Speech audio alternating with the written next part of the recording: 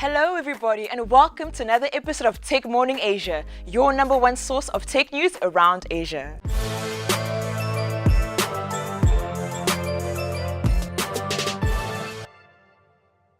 My name is Gloria Mabotu and I'm your super duper cool host for today, reporting live from Tencent Restart. I'm so excited for today's awesome lineup, so I hope you guys are ready. It's going to be a wild show. Coming up next, Thai VC firm Siri Ventures reveals its $18.4 million investment plans for 2019. How startups and venture capitalists spend their money? Top hot picks from Asia. HKTDC SmartBiz, the Techtopia of SMEs looking to transform their businesses in Hong Kong. Global leaders share exclusive insights and market trends for 2019 at KPMG Global Tech Share Forum. Learn how to expand into Greater China with the help of 10,000 female entrepreneurs. Thai VC firm Siri Ventures has officially invested in two Singaporean-based startups called Techmatics and Neuron. Techmatics offers robotic solutions to various industries, including hospitality, healthcare, manufacturing sectors, and its products are currently available in the US, Australia, UAE, Singapore, and Thailand. Neuron is an e-mobility technology company. Founded in 2016, Neuron operates as an electronic scooter sharing system with an innovative dock-optional sharing model with the aim to bring benefits to both its customers and its city governments. As of 2018, Siri Ventures' top investments were in Fifth Wall, a giant venture fund from the States, Techmatics, and Neuron. This investment portfolio resulted in $9 million, the largest amount a tech VC firm has ever put out in a single year. As if this was not enough, in 2019, the VC firm plans to kick off its Siri Ventures private ProTech sandbox for the very first time in Thailand and has allocated $18.4 million to scale up on investments in startups. It seems as though 2019 will be a good year for the VC venture firm. Don't you agree? And now to more exciting news. So much has been happening in the startup communities as of late, especially when it comes to raising and investing substantial amounts of money in development and expansion. Here are this week's best of. Gojek Indonesia to invest $30 million in esport gaming startup Mobile Premier League. If the plan succeeds, this will be the company's very first equity investment in India and will be a shift for the company, moving beyond transportation and moving into gaming apps. Golden Gate Ventures to invest $18 million into Malaysia-based startups. Golden Gate Ventures already has a few Malaysian-based startups in its stable. These include GoQuo, Service Hero, Kotopay, and Funding Societies. According to the firm's managing partner, Winnie Laurie, the company made the move to solidify its on-the-ground presence there. Mereka, an alternative educational provider in Malaysia, raises up to $380,000 via pitching. Mereka provides a platform for creative entrepreneurs to find the talent they need and gives students the opportunity to work on real-world, industry-centric projects with a client, deadline, budget, and team. This investment boosts through equity crowdfunding, helps them expand and make education more immersive. Data Republic raises $60 million from Sengta and Singapore Airlines in Series B funding. After Cathay Pacific's major data breach, the importance and support of cybersecurity is at its peak. Data Republic is now equipped to expand further in Asia and secure our digital footprint data. Are you interested in IoT, machine learning, or robotics? Maybe you're working on an ecotech, fintech, or blockchain project? Well, wherever your interest lies, SmartBiz is definitely the place you want to be. HKTDC SmartBiz is a one-stop exhibition in Hong Kong for business solutions that allow SMEs to acquire innovative business solutions, learn about the latest technologies, and look for partnership opportunities.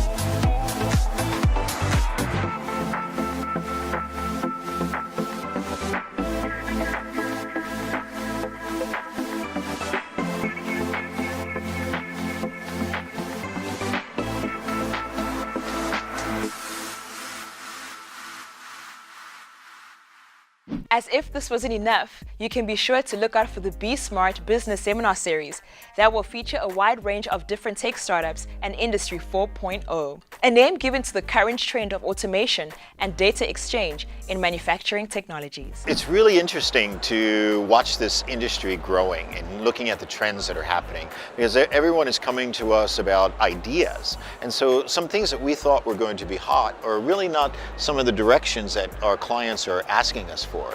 But training is definitely going to be a big trend. There's a lot of companies that are looking at how can they use VR to train their staff. Safety is another issue. If you can put someone in a VR headset and put them in a dangerous environment before they actually are in that environment, and it gives them an opportunity to really have that sort of mental memory or muscle memory of the brain of, I've been here before, I know what to do. So this is something that a lot of companies are discovering. Another trend is really in the AR side. You know, a lot of people are using filters and the little rabbit ears and the cat mouse. But this is actually something that can be used from a branding perspective to help to turn your consumers into advocates for your brand. So a lot of things happening. It's exciting. Everything's new every day. For us, Passport, we are hoping to help every single one person in the world who do not have a bank account or access to a financial institution. With Bitcoin, it's super transparent. You can also check the history, check the record, and it's no longer be like centralized. In this new decentralized world, this new trend, we are hoping Bitcoin can help with the people to transfer money or to use their money in a smarter way. Ever since like 2009, Bitcoin is the first cryptocurrency ever, right? It still has its own value, even though like, the price has been like nowadays. But the thing is like, it breaks the rule. It's break the traditional banking rule or in the banking industry. It's no longer be like the bank hold your money and whenever you're in trouble or anything like that weird happen, they just shut down your bank accounts or like block all your money, right? But Bitcoin has solved the problem. It's all your money. You have your own control of your own money and you can use it in different ways that you prefer, right?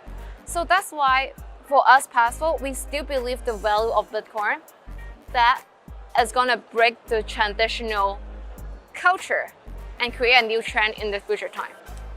The really big trend that we're observing now is that the move towards more socially responsible and environmental practices.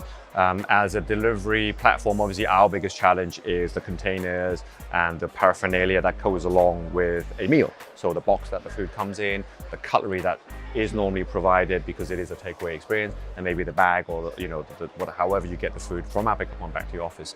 Our users love our service and they use us frequently, but they are become more and more aware and more demanding, of not just us, but any sort of restaurant, any other delivery service or any other takeaway, even going to a restaurant. So for example, we no longer provide cutlery by default. A user must ask for it, otherwise they don't receive it. The next step would be, because of our grouped order and our purchasing power, we now have quite a strong relationship with our restaurants. We don't want to push things through in a sort of a one-sided way, because obviously we want it to be collaborative. We want to work with our restaurant partners. And one way we're looking to do that is to try and say, as we work with a lot of small restaurants, where they lack the ability and the purchasing power to get access to some of these more environmental and unfortunately more costly solutions right now. Maybe as Plum, we can be an aggregator and use our group buying power to be able to give small restaurants access, not only from a financial point of view, but also from a product point of view. They may not be aware that certain suppliers are able to provide certain packaging solutions. And I think that is basically the big focus for us coming up next year. Hong Kong, you rock. If you guys want to know more about what's up with new tech in Hong Kong, make sure to tune into HKTDC's event next year. Just when you thought that only startups innovate and transform communities, corporates such as KPMG have caught up fast, and they are using their very own cutting-edge technologies to lead the future of financial services. KPMG, being one of the Big Four, is a global network of professional firms providing audit, tax, and advisory services. But what makes KPMG exciting is its focus on new tech solutions and its support of Asia's tech entrepreneurship ecosystem. At KPMG China, one of the initiatives designed to support tech innovations is the KPMG Startup Innovation Center. Located in Beijing, this center is dedicated to building a high-tech ecosystem by leveraging KPMG's local and global experiences, resources, and networks. Since its inception, the center has been able to provide effective global resources for connecting investors and startups in China, as well as helping startups in their growth and development. Recently, KPMG hosted the Global Tech Share Forum, a client networking event for global and regional TMT sector leaders from all around Asia. The event hosted the KPMG team from the UK, the US, and 10 different markets in Asia Pacific, along with clients ranging from tech startups and multinationals who got together to solve the digital challenges in our markets. Let us show you how it was. Hi, I'm Anson Bailey. I'm a partner here at KPMG, and I head up technology here at KPMG in Hong Kong. We are hosting our ASPAC TMT leaders meeting this week here in Hong Kong, and we have partners from all around the region. And in fact, we also have partners from around the world. And one of those partners is Tim Zaney. Tim is our global chairman for TMT. He's based over in Silicon Valley, but he's here in Hong Kong and talking about some of those challenges in tech. Tim, great to see you. How are you? Hey, I'm terrific, Anson. It's always great to be here in Hong Kong with you. Great. Now, Tim, just really want to cover a couple of things with you today.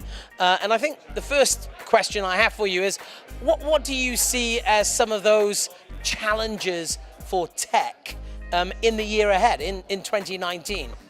Well, you know, I think it all is underpinned by uncertainty. There's going to be uncertainty in the marketplace, whether that's driven by political agendas, whether that's driven by competition.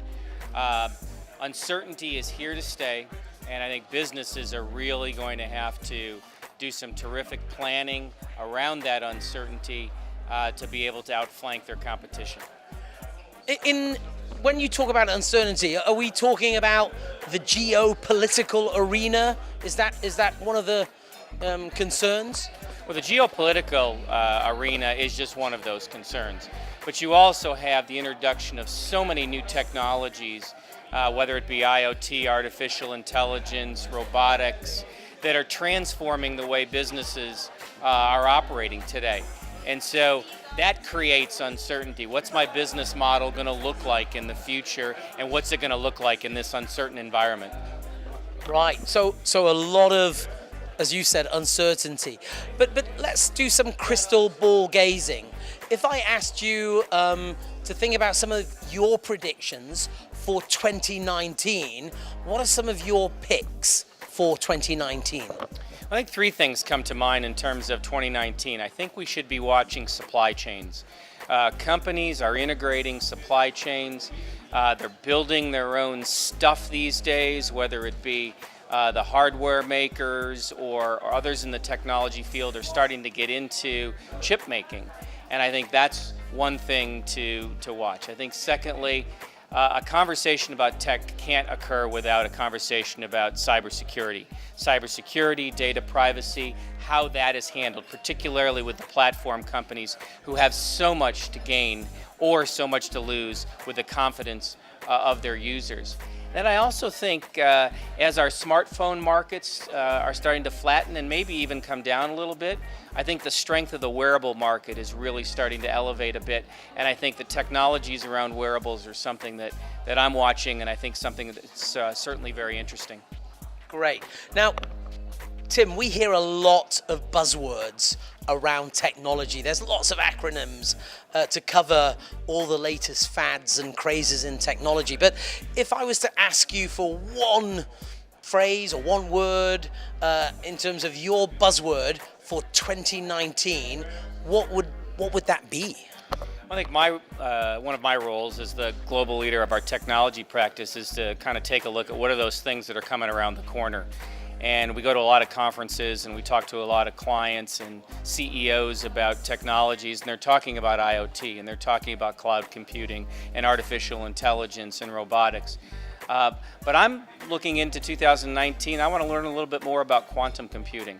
And I think it's something that as a little bit on the fringes of technology disruption right now. And so I want to learn a little bit more about it and start to get a feel for some of those applications that may develop as a result of it. Okay, excellent. Now, just before we go, on our panel discussion earlier on this evening, we were just talking about, of course, the potential of this US-China trade war. We were also talking about the likes of the AI technologies that are emerging. Interesting enough, at one of our KPMG conferences recently, we hosted Kai-Fu Lee, and he was very much involved with Microsoft in the early days, also involved with setting up Google in China. And he's just authored an interesting book, and that's called AI Superpowers. And, it's looking at, of course, Silicon Valley, but it's also looking at China as well. And, we're seeing a lot of investment in AI, in technology in China today. Are you concerned? Should we be concerned? Or can we play happily together? Well, I think we can play happily together. There's going to be a lot of discord that results when you have two superpowers that are competing. And the competition is over some incredibly important technology and then some incredibly important business results that will come from that. There will be competition. It's not going away. Whatever the particular political tactics are, will be the way in which it's dealt with at this particular moment. But you have two superpowers that will continue to compete, just as nations have competed for business for many, many years.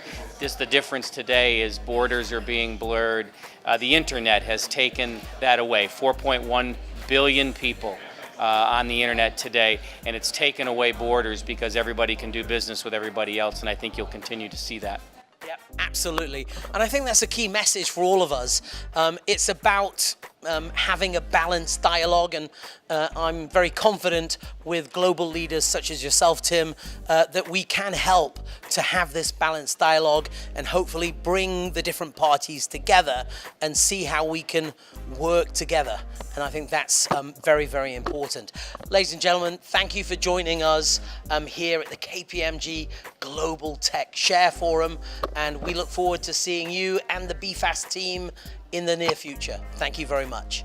We can't wait to check out KPMG's upcoming tech initiatives, and you should too.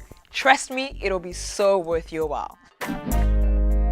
When you think of international powerhouses by the likes of Oprah Winfrey, Martha Stewart, J.K. Rowling, and Vera Wang, what is the first thing that comes to mind? Well, that's easy. They are all badass female entrepreneurs. They often say that getting behind the empowerment of women stimulates societies, entrepreneurship, job creation, accelerators, and develops inspiring leaders. For those of you who have not heard of female entrepreneurs worldwide, they're a company of staff female entrepreneurs here in Hong Kong that focuses on uplifting women and allows them to gain access to exclusive networks, trainings, and business development. Today, we have the pleasure to host an exclusive chat with Ines Gafsi, co-founder of Few, who together with her partner Anna Wong built a renowned organization which hosts over 10,000 businesswomen, entrepreneurs, investors, and professionals from all over the world.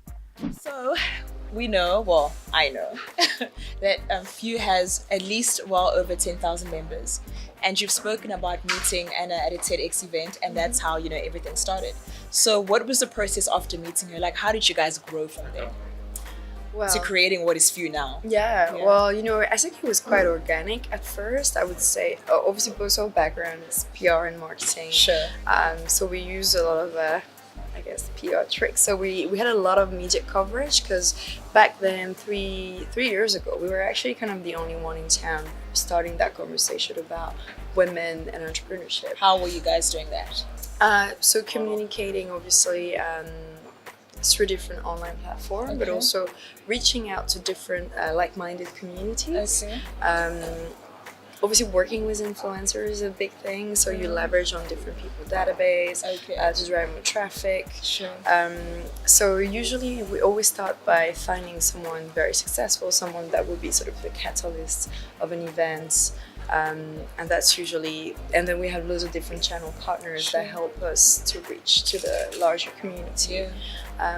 And How then was it? Sorry, how was it easy for you? Just bearing in mind that you guys were basically a startup at that point, and you're trying to grow this business. Yeah. What was it like for you, sort of reaching out to these big, Yeah. influencers and major players? So you touched a good point on their credibility, right? Sure. So I think building credibility usually it works if you can have obviously big names. Absolutely. So we straight really quickly started working, with KPMG, Google, Silicon Valley banks. There's actually a lot of corporates that were very supportive to and understood our vision and what we were trying to do. That's so pretty that interesting. I was yeah. expecting you to tell me we faced a couple of backlashes, but it's good to know that you had a lot of I think corporations behind you. Absolutely. I think people really, it was kind of a new concept in town, so people were actually very interested as well to learn more on how they could participate and join the movement. Want to watch the full interview with Ines? It's simple. Just follow the link below. Unfortunately, guys, we've come to the very end of our show for today.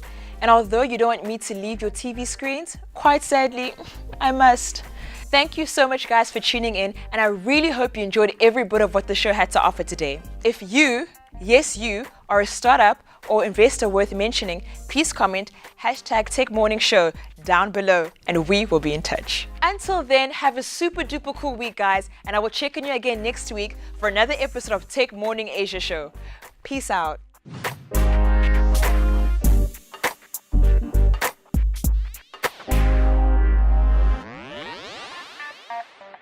Wow.